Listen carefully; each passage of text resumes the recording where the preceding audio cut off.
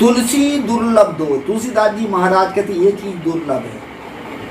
संतों के दर्शन से संस्कार पवित्र होते और ज्ञान की चर्चा से हमारी अज्ञानता दूर होती। धन दारा और लक्ष्मी पापी के घर। ये बाहर की जो चीजें हैं ठीक जीवन के लिए इनकी भी जरूरत है, परंतु इनकी जरूरत तो है, पर इसके साथ साथ में ये तो सब ऐसे प्रारब्ध पुरुषार्थ से प्राप्त होती है। आपके प्रारब्ध है और आपका पुरुषार्थ, पुरुषार्थ करो, मेहनत करो, प्रारब्ध साथ देता प्राप्त होती है। परंतु कहा जाता है कि सत्संग और ज्ञान की चर्चा, कोई जब पूर्व जन्म के संस्कार उदय होते तब पूर्व पुंज बिन मिला ही न सकता और सत्संगत संसिद्ध करी पूर्व के पुण्य के संस्कार होते हैं, तब संत महापुरुषों का दर्शन होता है। सत्संगत संसिद्ध करी अंता, और संतों का सत्संग उनके हृदय को, अंतःकरण को के भीतर में जो संस्कृति है, जन्म मरण का कारण है, दुख का कारण है, उसको अंत कर देता। समझ गए, बूझ गए, ज्ञान हो गया, भीतर की संदेह खत्म हो गई। आदमी का जो दुख का कारण है वो खत्म हो गया। दुख का कारण है अज्ञानता। शंकराचार्य से किसी ने पूछा था शल्यम परम किम, भारी दुख क्या है, तो उन्होंने नहीं बताया। लड़का ठीक नहीं है, बहू ठीक नहीं है, घर में धन नहीं है, पड़ोसी ठीक नहीं है, ये नहीं बताया। उन्होंने क्या बताया? निज मूर्खत है, ना समझी।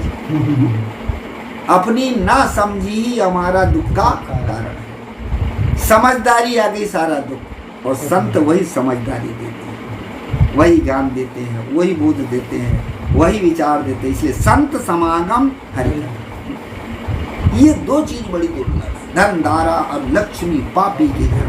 बाहर की चीज की वैभव की भी जरूरत है, परंतु ये तो सबको मिल जाते हैं प्रारब्ध पुरुषार्थ। और यदि वो मिल भी गए, धन संपत्ति सब मिल गया, परिवार अच्छा मिल गया, और हमारे पास चलाने का ढंग ना हो तो, चलाने का ढंग ना हो तो वही तो दुख का कारण है। किसी के घर धन भी है, परिवार भी है, सब चीज है, तो भी कहते ठीक नहीं है, ठीक नहीं है, ठीक नहीं। अब क्यों ठीक नहीं? चलाने का ढंग नहीं मालूम। ये आपकी छत्तीसगढ़ की बात, क्योंकि छत्तीसगढ़ का ज्यादा भूमि था, इसलिए यही का उदाहरण बताता हूँ। एक गांव में गया, जब गांव में गया तो एक बूढ़ा बाबा, दिन में भी सत्संग सुना था, शाम को भी सत्संग में आया, सवेरे फिर आ गया। गुरुजी इनको क्या है भैया, बड़ा परेशान, सारी परेशानी महात्मा के पास ला। गुरुजी बड़ा परेशान। हमका क्या बात है? गुरुजी लड़का एक है। तुमको कोई बात है तो अरे पूरा तो सुनो। कम कहाँ सुना क्या महाराज है तो जरूर, पर बड़ा परेशान करता है, टेढ़ी टेढ़ी बात करता है, खाने पीने में भी झंझट करता रहता है, बात बात का ताना मारता, बड़ा हैरान। उनका दादा लड़का आपका है, समझा लो ना, बच्चा है, छोटे पर में आपने समझाए संभाले, अभी भी संभालो। अरे महाराज कहाँ समझने वाला है, नहीं समझता। तो मैं इनको जब समझा नहीं सकते तो उसका कोई मित्र या साथी होगा, उससे कहो, उसकी बात माने। कहे गुरुजी वो किसी की बात मानते ही।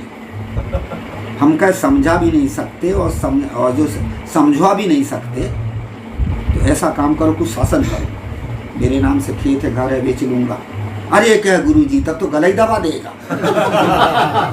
शासन नहीं कर सकता, बोला कांच जैसा है। हमका समझा भी नहीं सकते, समझवा भी नहीं सकते, शासन भी नहीं कर सकते, तो ऐसा काम करो कि लड़का है, अब सहो। क्या गुरुजी गलत आ गई, नहीं सह सकता। तो अब जब नहीं सह सकते हो, एक काम करो, अलग हो जाओ, झंझट है टूटी। क्या है महाराज, छोटे छोटे बच्चे कैसे अलग होंगे, मरता। जब समझा नहीं सकता, समझवा भी नहीं सकता, अलग भी नहीं हो सकता, सह भी नहीं सकता, तो मर। ये है ममता, ये है मोह है, इसलिए आदमी परेशान होता। संत तो समझाते हैं, परंतु ममता, गुरुजी क्या करें, कैसे अलग हो जाए, मत अलग हो। कैसे कैसे परेशान। अरे अपने बाल बच्चों को संभाल दिए, ठीक, अपना काम हो गया ना। अब दुनिया भर की चिंता। छिंदवाड़ा में एक गांव में गया, गाँव नहीं शहर है वो, एक लड़की पढ़ रही थी, पर्चे की भगत की लड़की थी, तो किराए से रहती थी। बुलाई साहब जी आना, हमारे किराए वाली जो महिला है जिसके घर में रहे, बड़ी समझदार है। तो मैंने कहा ठीक है, बताइए। गुरुजी आए हैं हमारे, आई मिलने के लिए। गुरुजी नीचे बैठ लो थोड़ा, ठीक है बैठना। तो अब पहले आदमी अहंकार करता है, उसके बाद में पिचकता पीछे से। कहा गुरुजी, कहा माता 5 लड़के हैं 5, बहुत बढ़िया माई। कहा कि वही विशेषता बताते, पहले ठीक ठाक बताएंगे, बाद में ठोक ठाक बताएंगे। पहले जब मिलेंगे तो सब ठीक ठाक गुरु की कृपा से, फिर जब बातचीत करो फिर ठीक ठाक नहीं, फिर ठोक ठाक बताओ। कहा गुरुजी सब ठीक ठाक 5 लड़के, बहुत बढ़िया माई, भगवान हो। 5 का धंधा है गुरुजी के, उनका हो बहुत बढ़िया। फिर गुरु महाराज एक नाती है, पढ़ लिख के तैयार हो गया है, नौकरी नहीं लगी है, बड़ी चिंता है उनको। माता तुम्हारा काम पूरा हो गया, अपने बाल बच्चों को जन्म दे दिया, पढ़ा दिया, लिखा दिया, धंधा में लगा दिया, शादी कर दिया, विवाह कर दिया, तुम्हारा पूरा हो गया। अब उनके माँ बाप जाने नाते उनके पीछे क्यों पड़ी? क्या महाराज तुम्हारे हैं ही नहीं तो तुम का जान। ये है संसार का। इसलिए कहा कि संसार में तो हम लोग घूमते ना, सारा तमाशा देखते हैं और उसी तमाशा को आपको बता देते हैं। आपका तमाशा आप ही के पास। कहा कि उदाहरण तो आपके हमें आपको देना है। इसलिए जो है ये सारा संसार इसी प्रकार से आदमी समझ नहीं पाता। क्यों नहीं समझ पाता? ममता है, आसक्ति है, राग है और मन में बेकार। इसी को संत कहते सो साफ कर लो, पानी ले ले, साबुन ले ले, मलमल काया धोई, और अंत कपट का दाग न छूटे, निर्मल कैसे होई। साहिब तेरा भेद न जाने। जब मैं छोटा बच्चा था तो हमारे घर में सत्संग होता था। मैं सत्संगी परिवार का, भी ज्ञान के संस्कार थे। तो सत्संग जब होता था तो लोग गाते थे, साबुन ले ले, पानी ले ले, मलमल काया धोई, और अंत कपट का दाग न छूटे, निर्मल कैसे हो। तो निर्मल नहीं आता, निमरल कहता। याद है मुझे, निर्मल कह के नहीं याद है, तो निमरल कैसे हुई। अब वो उस समय समझ में नहीं था, अब आता है। बिल्कुल ठीक कह रहे थे, अच्छे गाते थे।